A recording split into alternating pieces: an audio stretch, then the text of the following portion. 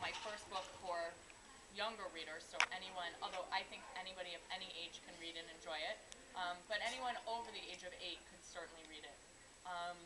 And it is the story of a girl named Liesel, and it takes place 3 days after her beloved father has died, when she's locked in an attic by her cruel stepmother. And the story begins basically when she meets a ghost named Poe, and becomes friends with him, or it, actually. Poe isn't a girl or a boy, it's just a ghost.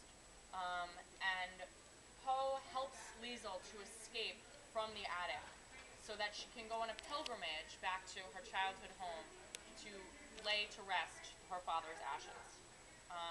On the way, the box containing her father's ashes gets switched with a box containing the greatest magic in the world, and what could have been a very sad story actually becomes a story of adventure and hijinks, and they are being pursued by an evil alchemist and pursued by their evil stepmother, and the box switches hands a number of times, and it becomes kind of a cross-country romp.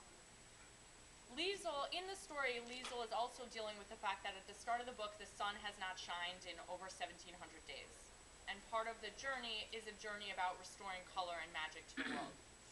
I wrote the book in 2009 when a very, very dear friend of mine, one of my best friends, had died. And even though this is a book that takes place in an unspecified time, and features alchemists and magic and, all sorts of crazy characters, it's actually probably the most personal book I've ever written. Because Liesel's journey to restore color to a world that had gone gray was kind of like the experience I'd had during that time of grieving. And writing Liesel's story enabled me to restore color to my own world.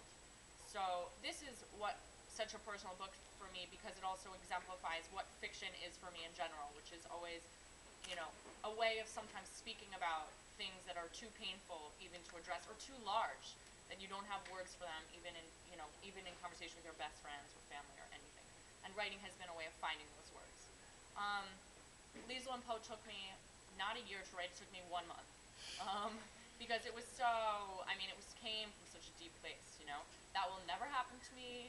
It has never happened to me before, and it will never happen to me again. I am not one of these writers who writes in like a week. Ideas do not come to me in dreams. But yes, so anyway, so I'm thrilled to share finally this book with the world. I'm going to pause and actually read just the beginning of it.